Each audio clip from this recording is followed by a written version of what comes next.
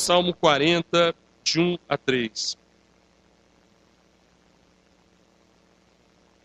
Salmo que nos fala da esperança que o Senhor nos concede. Salmo 40. Esperei confiantemente pelo Senhor. Vamos fazer assim, os homens deu comigo 1, as irmãs o 2, depois todo mundo junto o 3. Vamos lá, mesmo assentados. Esperei confiantemente pelo Senhor. Ele se inclinou para mim e me ouviu quando clamei por socorro.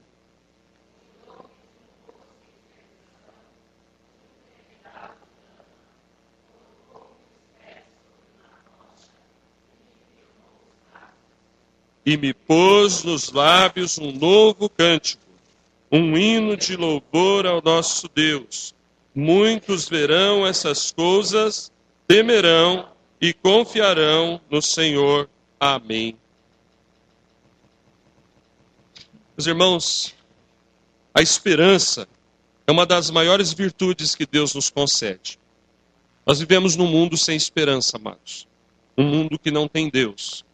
A esperança do mundo está depositada em homens, está depositada em políticos, está depositada no dinheiro que muitos têm, e muitos depositam a esperança em alguns bens ou até o dinheiro que não tem. A esperança de um dia ter. É aquela pessoa que toda semana, já viu aquela colega, vizinho, aquela pessoa que a gente conhece, que fala assim, olha, toda semana eu jogo, faço essa fezinha, esses números aqui na Mega Sena. Um dia eu sei que eu vou ganhar. Ah, um dia eu vou ganhar.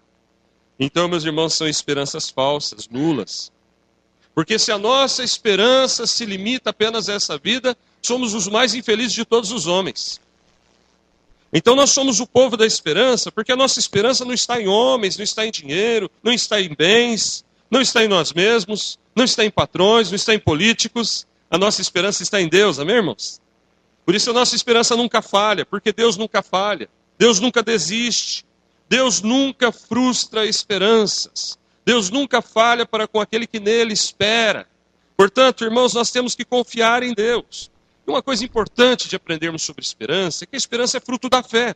Porque se nós esperamos em Deus, é porque cremos em Deus. É impossível alguém dizer que espera em Deus e não crer em Deus. Obviamente, a esperança em Deus é fruto da fé. Nós esperamos nele, esperamos em sua palavra, esperamos em suas promessas. E, meus amados, a esperança dos filhos de Deus é tão real, é tão notória, que cada filho de Deus tem bênçãos para contar. Amém, irmãos? Quem tem bênçãos para contar aí, diga glória a Deus. Porque se você não tem bênção para contar, você tem que reavaliar a sua fé. Você tem que reavaliar a sua condição espiritual. Você tem que reavaliar se você de fato é um filho de Deus. O filho de Deus tem bênçãos para contar. A maior bênção, assim não falou hoje, qual que é mesmo, irmãos? Salvação. Salvação, a maior bênção que nós temos. Então, meus irmãos, é maravilhoso pertencer a esse Deus, porque Ele cuida de nós, Ele nos abençoa, Ele nos dirige, Ele nos anima, Ele nos fortalece, e vale a pena, amados, buscar cada vez mais alicerçar a nossa fé e a nossa esperança em Deus, porque Ele é um Pai amoroso, Ele é justo, Ele é santo, mas Ele é amoroso, Ele é bondoso, Ele é misericordioso, Ele cuida da gente, vale a pena alicerçar a sua esperança em Deus, meu amado. Vale a pena você confirmar cada dia mais a sua confiança em Deus. Não viva a vida cristã de qualquer jeito, tá? Não queira ser como as pessoas que fazem as coisas do jeito que dá na cabeça. Do jeito que vai, vai. Não é bem assim. Não é bem assim que Deus quer. Deus quer que nós vivamos, amados, confiando nele e aprendendo com ele e sabendo como ele age na nossa vida, porque ele não age de qualquer jeito. Ele tem métodos, ele tem modos de agir, e nós temos que aprender a viver de acordo com a vontade de Deus, tá certo? Amém, irmãos? Então, meus queridos, vamos buscar fortalecer a nossa convicção nesse Deus, que é um Deus que nos dá esperança. E faça, meu querido irmão, irmã, qualquer coisa para não perder de vista isso, para não perder de vista a esperança. Existem pessoas que parece que perderam a esperança em Deus. O mundo está cheio de pessoas que parece que não confiam mais em Deus.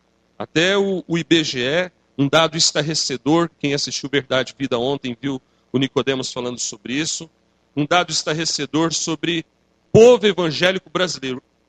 Há algum tempo Não sei se todo mundo lembra, quando a gente conversava sobre religião, muitos amigos nossos, católicos, falavam assim: eu sou católico, mas não praticante. Hoje em dia está cheio de evangélico não praticante. São aqueles desigrejados, são aqueles que saíram das igrejas, são aqueles que não querem mais ter vínculo com o corpo de Cristo, como se fosse possível separar a cabeça, que é Cristo, do corpo. Então, meus irmãos, são pessoas que, na verdade, não querem se submeter à doutrina, não querem se submeter a autoridades instituídas por Deus, não querem respeitar o povo de Deus, a obra de Deus, não querem seguir os princípios da palavra de Deus, mas querem ir para o céu. Meus irmãos, são pessoas que perderam a esperança. Porque quem perde a esperança, rapidamente se afasta dos princípios instituídos por Deus. Mas aquele que tem a sua esperança renovada e alicerçada em Deus, quer cada dia mais se fortalecer na esperança e na fé em Deus. Meus irmãos, as dúvidas sobre o modo que Deus age podem levar uma pessoa que tem fé em Deus, que tem esperança em Deus, a um lamaçal. A dúvida ou as dúvidas formam um terrível lamaçal, um terrível atoleiro. O salmista diz que o Senhor o tirou de um tremedal de lama. E nós já pregamos sobre isso anteriormente, mas eu queria que você pensasse hoje: será que você não está com os seus pés num tremedal de lama? Das dúvidas, das inquietações. Puxa vida, será que é isso mesmo?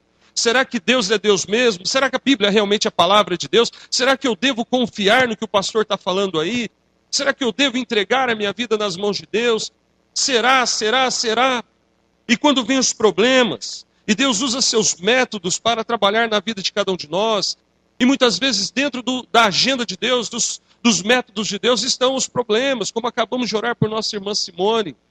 E tantos problemas há nas nossas vidas que seria uma insensatez, como insensatez, muitos que pregam que crente não tem problema.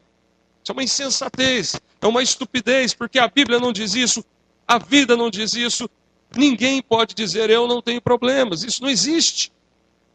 E nós falamos sobre isso também recentemente, dizendo: a questão não é se vamos passar pelos problemas, a questão é como vamos passar por eles. Amém, irmãos? Está aí no boletim da igreja, se você não leu, leia depois. Senhor, aumenta-nos a fé, o pedido dos discípulos. Passaremos por vales, passaremos por tribulações, mas como iremos passar por tudo isso? Essa é a grande questão que eu queria que você pensasse nessa noite. Então diga comigo assim: eu passarei com esperança. Em nome de Jesus, irmão, nós passaremos pelos vales, pelas lutas, pelas provações, com esperança. E só para recordar, essa série de sermões começou no dia 15/7, quando nós pregamos o primeiro sermão dizendo que o crente tem que saber esperar. E saber esperar é esperar confiantemente. Mas não é confiança em qualquer coisa, é confiança em Deus. Esperei confiantemente pelo Senhor. Ele se inclinou para mim, aí entra o segundo sermão, foi pregado no dia 29/7, quando nós falamos sobre o agir de Deus. Deus ouve nossas orações, amados. A Bíblia diz que Ele atende nossos pedidos conforme o seu propósito. E o salmista diz, então, Ele me tirou do lamaçal. Ele firmou os meus pés sobre a rocha. E ainda a palavra diz que Ele coloca júbilo no nosso coração. Ou seja, onde havia tristeza, onde havia lágrima, o Senhor põe júbilo. Isso é esperança. Isso é esperança. Lembra? Passarei pelos vales da vida com esperança. Ou seja, irmãos, mesmo não entendendo, vamos cantar. Mesmo não sabendo porquê, vamos orar. Mesmo não conseguindo muitas vezes fazer tudo o que fazíamos antes, ou talvez fazer com lágrimas nos olhos, mas vamos confiar: os que com lágrimas semeiam, com júbilo ceifarão. Essa é a esperança do crente. E hoje, amados, nós vamos enfocar nossos olhos no versículo 3, na segunda parte do 3, quando diz: muitos verão essas coisas. Vamos ler. Muitos verão essas coisas, temerão e confiarão no Senhor. Esse é o enfoque dessa mensagem, amados, onde nós estamos reafirmando que a esperança que vem de Deus, que está na nossa vida, é algo que transmite graça. Ou seja, ela contagia, ela se espalha.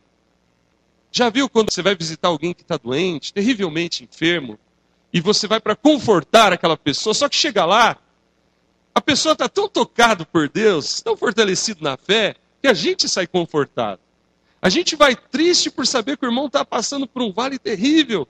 Mas aquela pessoa está tão cheia de esperança que aquilo nos transmite graça, a postura, as palavras, a oração, o olhar, o sorriso nos olhos.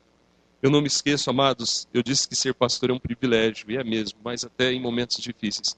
Eu me lembro, ano retrasado, quando eu era pastor em Porecatu, norte do Paraná, e a mãe de um presbítero estava muito enferma na UTI, e eu já tinha ouvido algumas vezes falar quando a pessoa está entubada, mas eu não sabia muito bem o que era. Eles colocam literalmente um tubo respirador na boca da pessoa.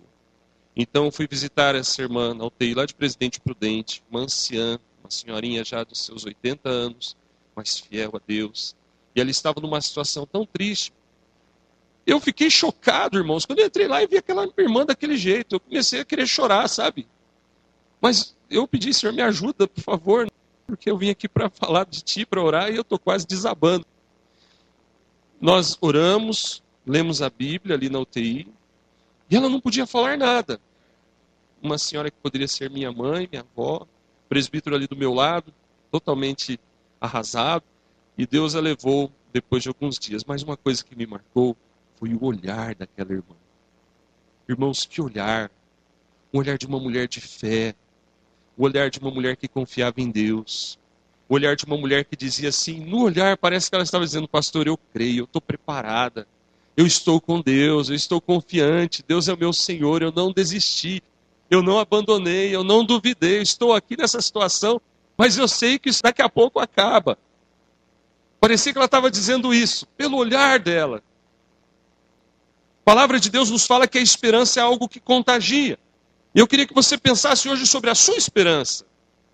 A sua esperança, como vai aí? A sua esperança em Deus, a sua confiança em Deus.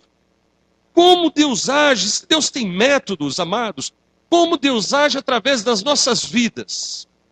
Se nós somos o povo que transmite graça, que transmite esperança, que transmite confiança em Deus, se nós somos o povo chamado, eleito de Deus, e a Bíblia está dizendo que muitos verão essas coisas.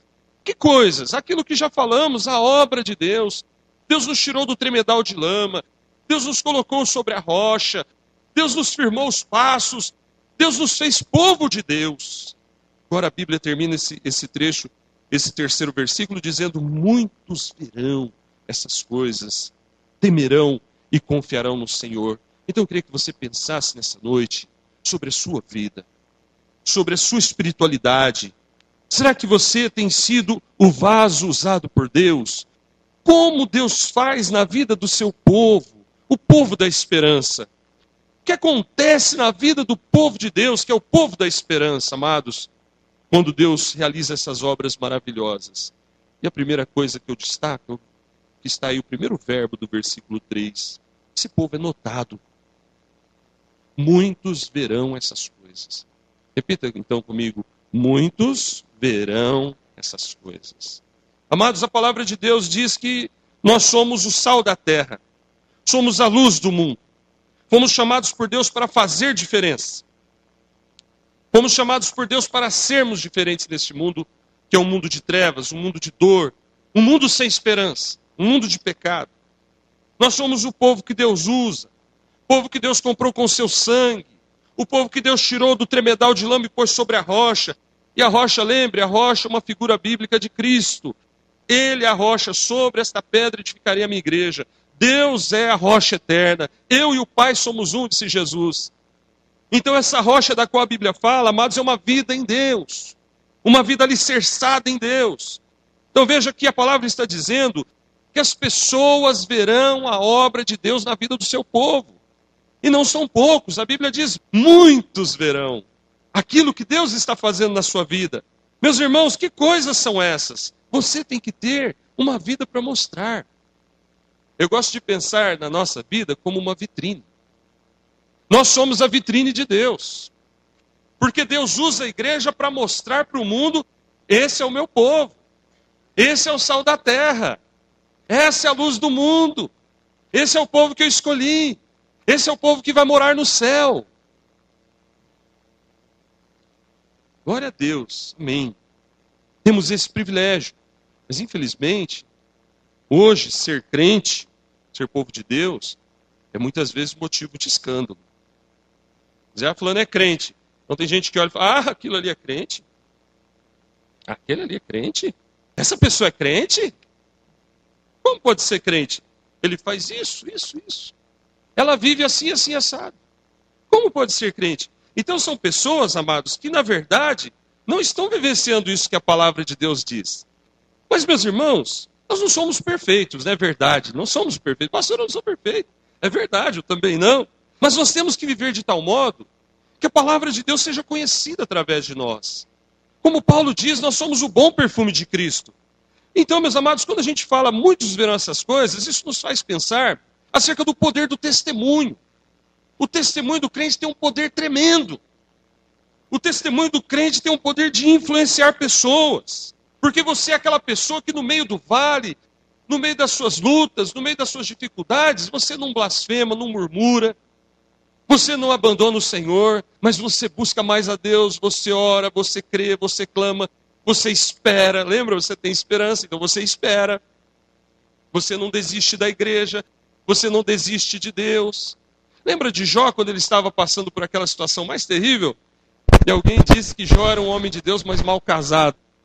Porque a mulher dele falou, Jó, abandona teu Deus e morre. Amaldiçoa teu Deus e morre. Parecia o diabo falando, o que você está esperando mais, Jó?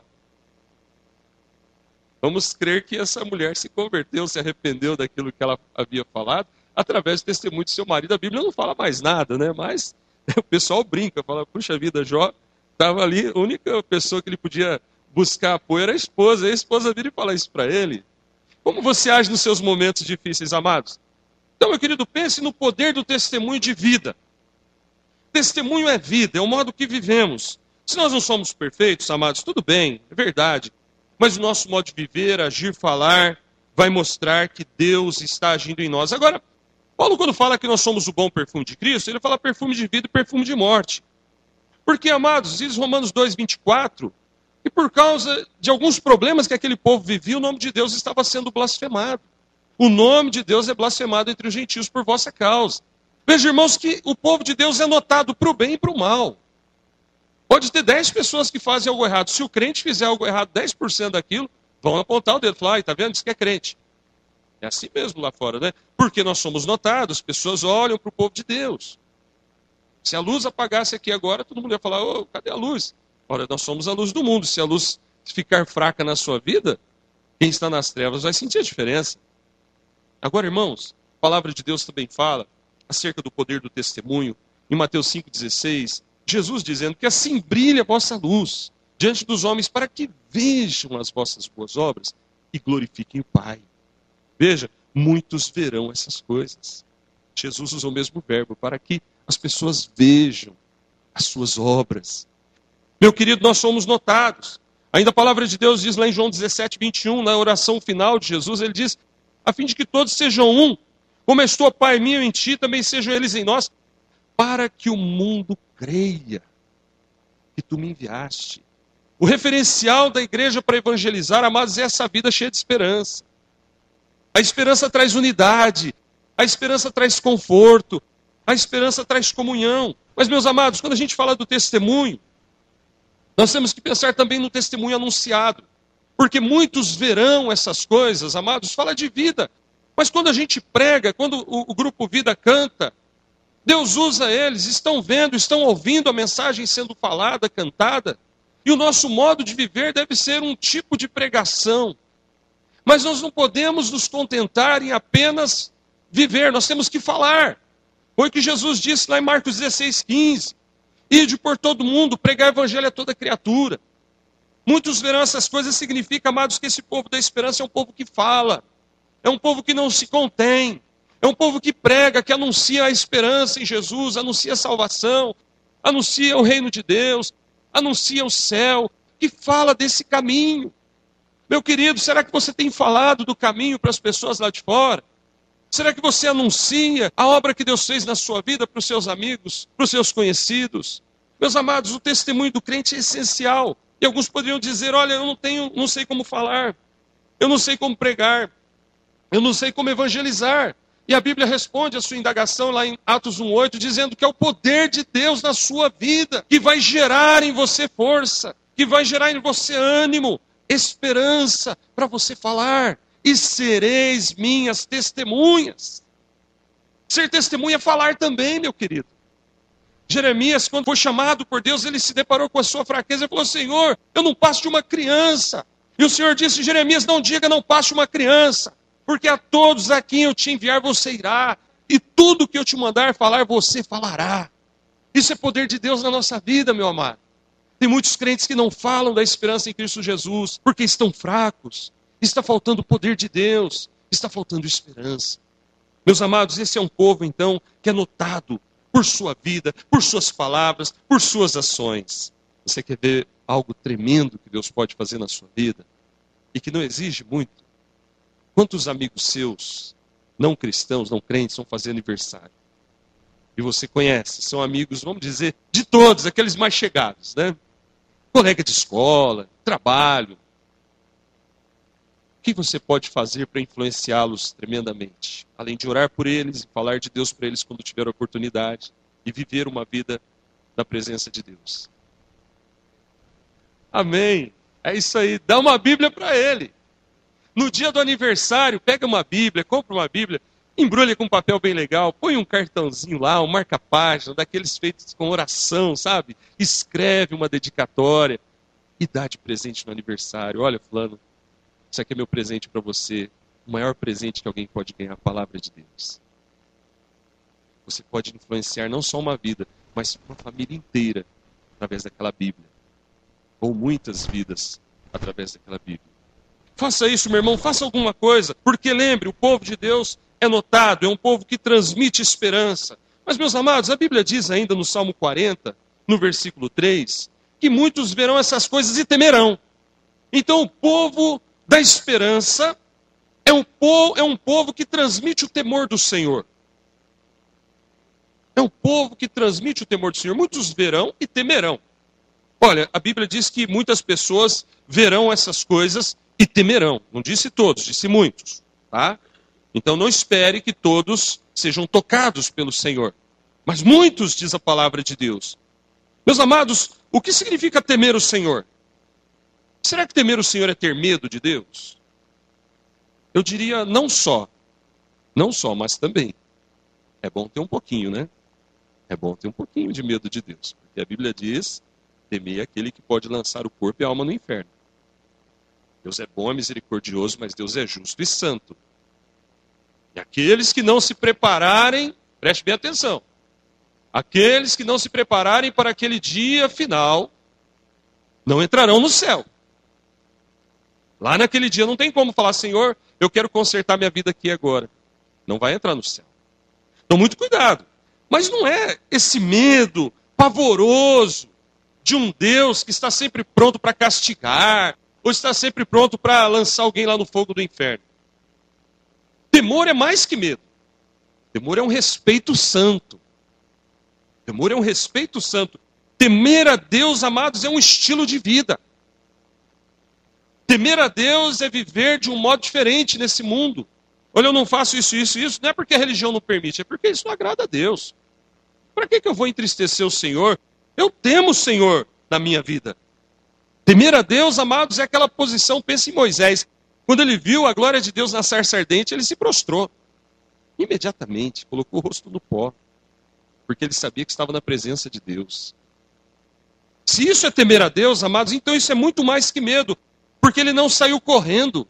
Ele ficou ali. Eu temo esse Deus, mas eu não quero sair de perto dele. Eu quero ficar perto dele, o mais perto possível. Porque eu sei que ele é tudo para a minha vida.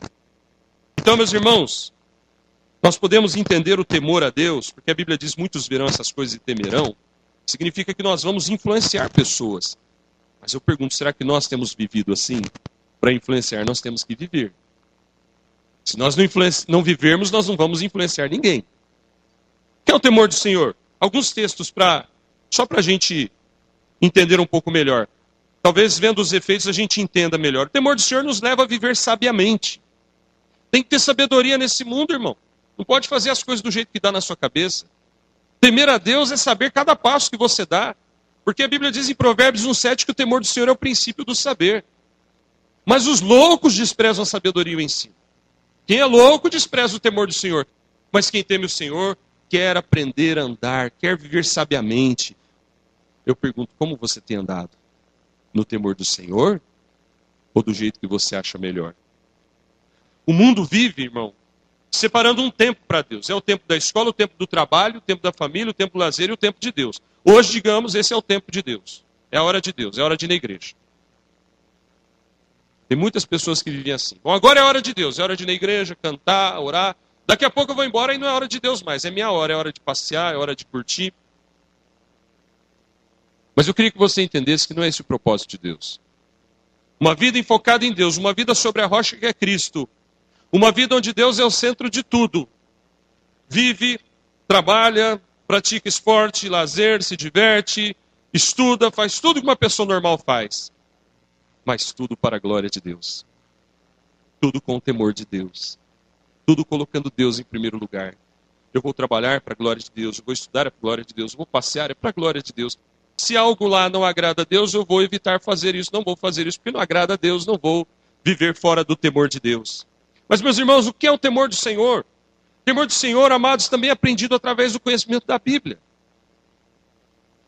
Temer a Deus, amados, é conhecer a Bíblia, porque a Bíblia diz no Salmo 34:11, Deus falando, vinde, filhos, escutai-me, eu vos ensinarei o temor do Senhor. Quando a Bíblia fala do temor do Senhor, também nos fala da palavra de Deus. Como que eu vou temer esse Deus se eu não sei o que ele fala na Bíblia? Por isso, irmão, nós temos que estudar a Bíblia, conhecer a Bíblia. Mas existe algo mais sobre o temor do Senhor.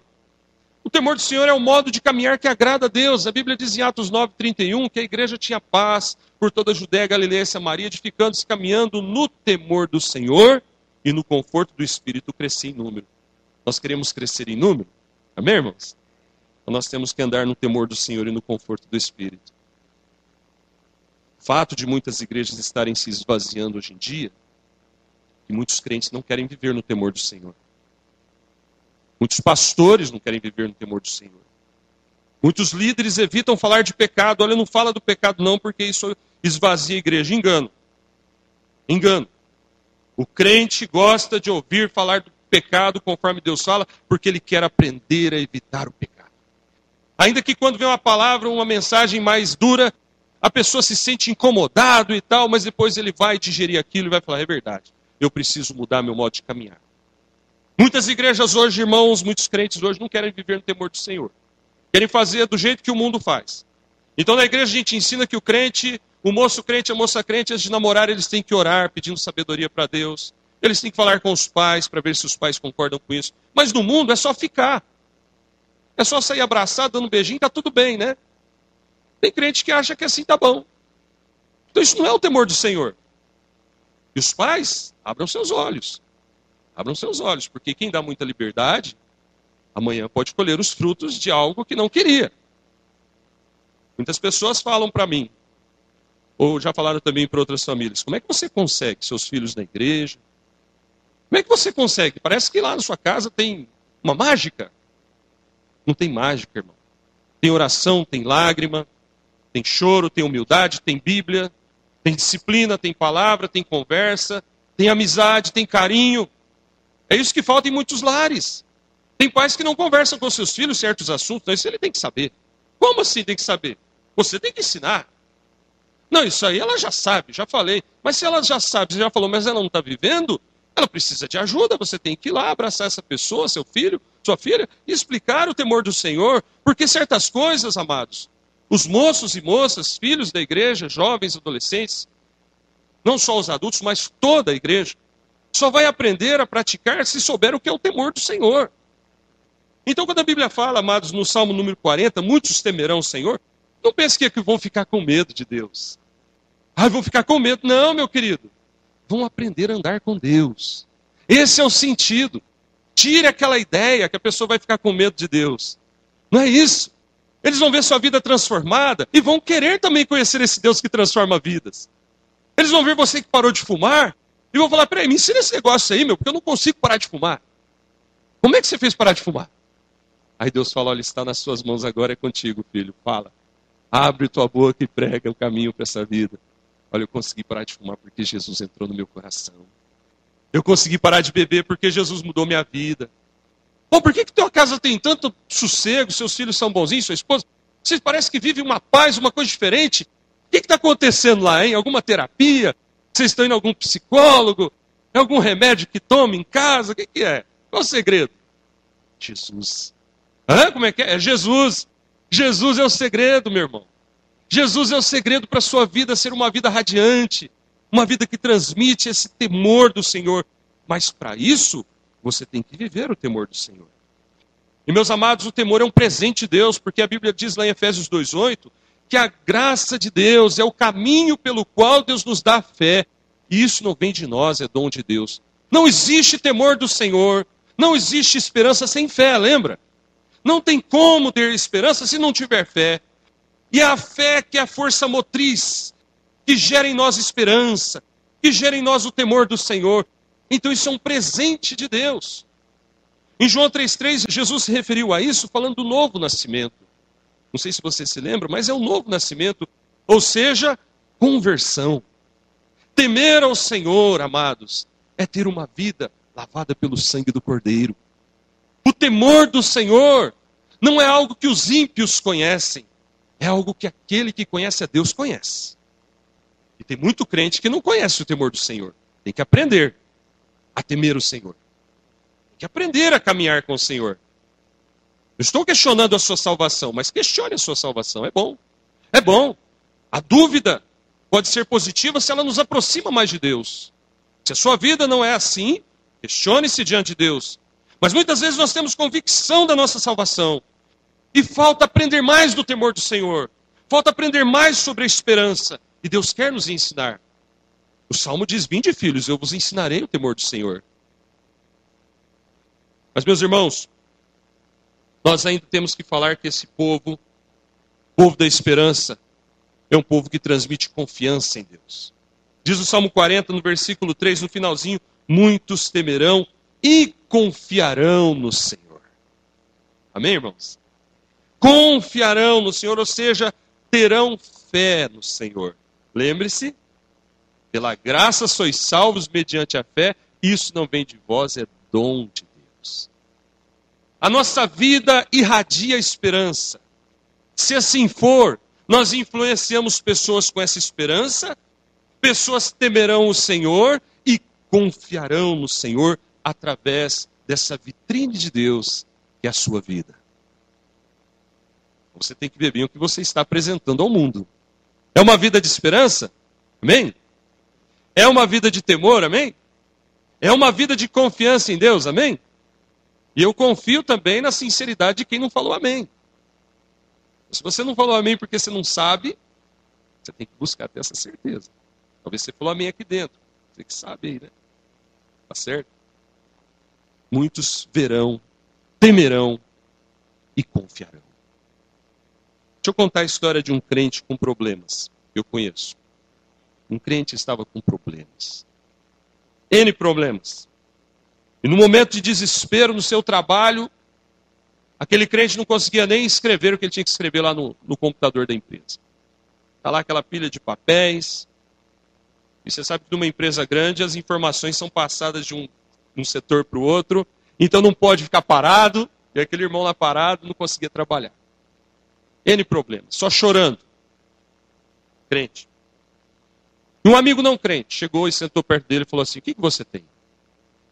Está com algum problema? Estou com problema. Aí abriu o coração. Esse amigo vira para ele e fala assim: cara, confia no homem lá de cima. Você tem que acreditar, o homem lá em cima vai te ajudar, você não pode perder a esperança. O não crente falando para o crente. Percebe como muitas vezes nós estamos fracos? Muitas vezes nós estamos abatidos na nossa confiança. E Deus usa alguém. Nessa situação, Deus usou uma pessoa que não era crente, mas que tinha uma palavra. Deus usou. Deus não usou a mula de Balaão? Deus usou, né? Jesus falou: se vocês se calarem, até as pedras clamarão. Ora. Mas, meus irmãos, nós temos que ser o povo que transmite confiança. Nós temos que ser o povo que na hora que está tudo desmoronando em nossa volta, a gente está ali firme. Ainda que seja chorando, Senhor, me ajuda, Senhor. Me fortalece, Senhor, porque eu sei que eu verei a tua glória. Jó disse isso, eu sei que eu verei na minha carne, eu verei a sua glória, há de se levantar. Nós temos que ser esse povo da esperança. E que tem esperança, confia em Deus. Agora a Bíblia diz que muitos verão isso e confiarão também, irmão. Nós já vimos então que a esperança que está em nós tem não só o poder de nos fazer conhecidos como povo de Deus, mas de usar-nos. Deus pode usar essa esperança que está em nós para influenciar outras pessoas. E agora a Bíblia diz que essas pessoas confiarão também no Senhor. Ou seja, a esperança que Deus nos deu pode fortalecer pessoas que estão em volta de nós arrasados. A pergunta que eu faço agora é: nós temos nos preocupado com isso? Nós temos nos preocupado com aquele parente nosso, aquele vizinho, colega de trabalho, que tem um filho nas drogas, por exemplo, que tem uma filha que está dando problemas, que tem um marido alcoólatra. Nós temos, pelo menos, tentado nos aproximar dessa pessoa. Dá um boletim da igreja, um folhetinho, um panfleto, pelo menos isso. Um convite, olha, vai ter uma reunião de oração na minha casa, queria convidar o senhor, sua família. Interessante, amados, que o salmista começa falando sobre confiança. Esperei confiantemente pelo Senhor, ou seja, ele já confiava, era um homem de Deus, mas estava passando por um tremedal de lama. Por isso que esse tremedal de lama, que diz lá no versículo 1, não pode ser encarado só como pecado, problemas, questões nessa área. Pode ser N coisas. Talvez alguém esteja aqui hoje falando: pastor, eu estou no tremedal da dificuldade financeira. Eu estou no tremedal dos desentendimentos familiares. Não consigo conversar direito com meu marido, meu esposo, meus filhos, minha mulher. A gente está sempre brigando. Talvez você esteja num tremedal de frustração. Olha, eu já orei tanto, esperei tanto, e parece que Deus não está querendo me ouvir. Creia que Deus está ouvindo sim, meu querido. Deus ouve suas orações sim, Ele age no tempo dEle, do jeito dEle. Espera no Senhor. Esperei confiantemente. Tremedal da ansiedade. Quantas pessoas ansiosas com coisas que ele nem sabe se vai acontecer. Mas parece que fica num atoleiro, num poço de lama, a pessoa não consegue se mover, não consegue sair dali. Então, amados, são N situações. Mas o salmista diz: eu esperei confiantemente. Irmão, espere com confiança. Porque Deus vai tirar você dessa situação, seja qual for, em nome de Jesus. E vai colocar os seus pés sobre a rocha, sobre um lugar firme e seguro. E a sua vida vai irradiar, vai transmitir esperança para as pessoas, confiança para as pessoas. Porque quem já passou por tudo isso e venceu em Cristo Jesus, tem algo para mostrar, tem algo para falar, tem algo para nutrir a esperança em outras pessoas. É isso que a Bíblia está dizendo. Muitos verão, temerão e confiarão no Senhor. Nós devemos ser esse povo, amados, que transmite esperança, que transmite confiança através de uma vida nas mãos de Deus. Queira ter uma vida nas mãos de Deus. Fala com Deus isso hoje. Senhor, eu quero essa vida em suas mãos. Deus sabe de tudo que se passa conosco, e muitas vezes há momentos difíceis. Há momentos em que nós precisamos ser fortalecidos. Deus nos dê essa comunhão maravilhosa, que nós possamos ter intimidade espiritual uns com os outros para falar: irmão, ora por mim. Eu estou mal hoje. Não estou legal. Ora por mim. Certa vez uma irmã entrou na igreja, assim, abatida, triste. E a irmã entrou descaída, abatida, e ficou em pé na frente de uma irmã. Essa irmã abriu os olhos e viu, só de olhar o jeito que a irmã entrou, ela notou. Sabendo de alguns problemas que aquela irmã passava, ela pôs a mão no ombro da irmã e continuou cantando o hino. Depois do culto terminado, aquela irmã veio e lhe deu um abraço e falou assim: irmã, aquela hora que a senhora pôs a mão no meu ombro, eu estava tão triste, tão abatida de espírito. Mas só da senhora pôr a mão no meu ombro, parecia que Deus estava dizendo: olha, tem alguém que te ama, que está orando por você. E a irmã falou: eu estava orando por você, eu pus a mão no ombro e fiquei orando por você, para Deus te ajudar. Veja, irmãos, uma mão no ombro, não precisou falar nada naquele momento. Que nós sejamos esse povo que transmite graça, esperança, confiança uns para os outros, a começar aqui dentro da casa de Deus. Temerão e confiarão no Senhor. Nós somos uma família, amados, somos um corpo. Cantamos isso hoje, né? Aquele hino maravilhoso. Somos uma família, família de Deus, por isso nós temos que nutrir-nos uns aos outros, fortalecer-nos uns aos outros, transmitindo confiança, transmitindo graça. Não como aquele povo desigrejado tenta ter uma fé solitária. Fé solitária ou fé solidária? Tem muita gente querendo ter uma fé solitária. Eu oro em casa, eu leio a Bíblia em casa, eu ouço o sermão em casa e pasme. Esses dias chegou um e-mail de um, entre aspas, pastor, aquilo para mim não é pastor, vendendo, né, porque pede-se uma oferta de talvez uns R$100, R$90. Pede-se oferta, mas aquilo é uma venda. E a pessoa manda aquele dinheiro para ele lá, e ele diz que vai mandar, não sei se manda, não fiz o teste, né, não quero nem saber. Estou fora, como se diz, estou fora disso. Um estojo com uma Santa Ceia. Você vai tomar a sua Santa Ceia em casa, meu irmão. Ali nós vamos mandar para você um pão consagrado, um pedaço de pão consagrado, e um vidrinho com suco de uva consagrado. E você vai tomar a Santa Ceia em casa. Então, irmão, não precisa nem na igreja mais tomar a Santa Ceia. Até isso os caras estão inventando um jeito de ter uma fé solitária. Isso é um laço do inimigo. Porque quem fica fora da igreja se enfraquece. É a brasa fora do braseiro. Vai se enfraquecer. Não é isso que a Bíblia fala. Do ponto de vista de Deus, nós temos que nutrir-nos uns aos outros com esperança, com confiança, com fé, com temor, com graça. Nós não vamos sobreviver sozinhos, amados. Não adianta. Não queira você cair nesse laço, nesse engano. Irmão, o problema tem em todo lugar. Se você achar uma igreja, eu achar uma igreja que não tem problema, nós não podemos entrar lá. Senão nós vamos estragar ela, não é? Todo mundo tem problema.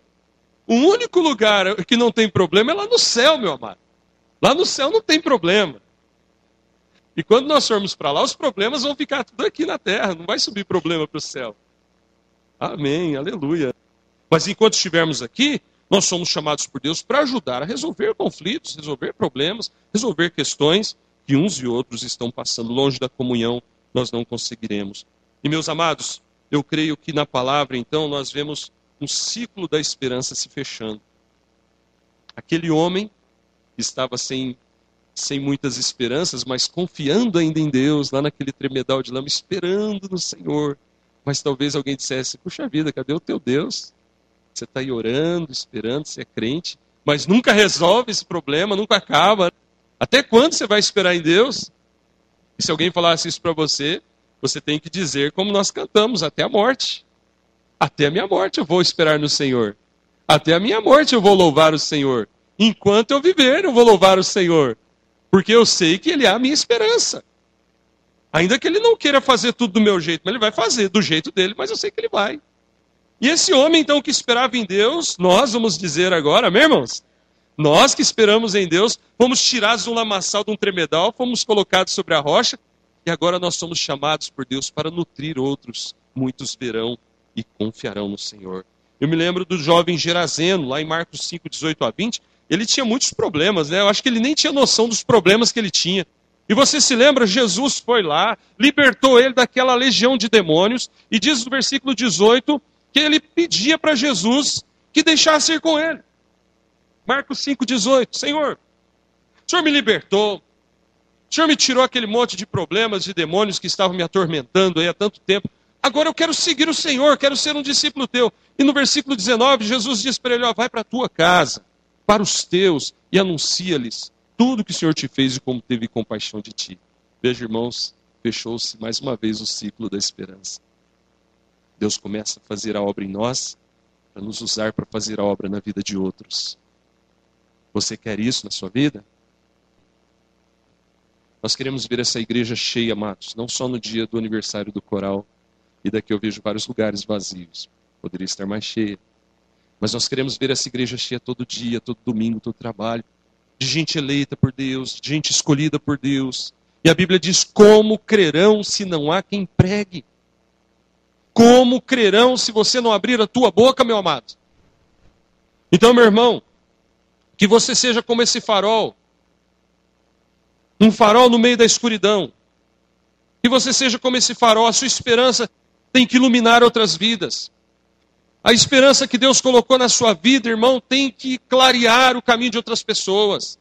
A vida de Deus em ti, a vida de Jesus em ti, tem que ser como esse farol que alerta as pessoas dos perigos do caminho.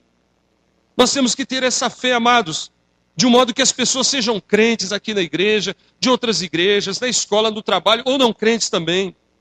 Olhem para nós e vejam a obra que Deus fez.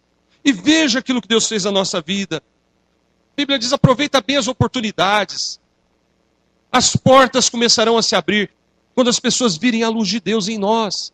Quando nossa boca começar a falar das maravilhas de Deus. Quando as pessoas souberem que Deus fez algo em nossa vida. E as oportunidades surgirão. E nós não seremos daqueles que envergonham o nome de Deus por ser crente, mas daqueles que as pessoas possam olhar e falar assim, esse é crente mesmo. Esse moço, essa moça, esse homem, essa mulher, esse é um servo de Deus. Vamos ler juntos o versículo Lamentações 3:21. Vamos ficar de pé. Quero trazer à memória o que me pode dar esperança. Amém. Oremos. Pai, obrigado, Pai, por Tua palavra tão clara e límpida. Tua palavra que nos ilumina, que nos fortalece. Tua palavra que nos dá esperança, que nos dá confiança em Ti, que nos coloca, ó Deus, numa posição não de medo pavoroso, mas de um respeito santo, de um temor maravilhoso, de não querermos sair de perto do Senhor nunca, mas sabendo que o Senhor é um Deus santo, um Deus justo. Ó Deus, faz que a nossa vida seja como um farol nas trevas, onde as pessoas vejam, ó Deus, a grande transformação que o Senhor fez em nós, da bênção do Senhor que brilha em nós. E, ó Deus, ajuda-nos a ser assim. Sabemos que não é fácil, ó Deus, vivemos num mundo de pecado, somos imperfeitos, mas nós cremos na Tua obra em nossa vida. Como o Teu servo falou hoje aqui, ó Deus, a maior bênção que alguém pode ter, a salvação em Cristo Jesus. Ajuda-nos a irradiar, a espargir a luz do Senhor através das nossas vidas, ó Pai. Obrigado, Pai. Em nome de Jesus é que oramos. Amém, Senhor.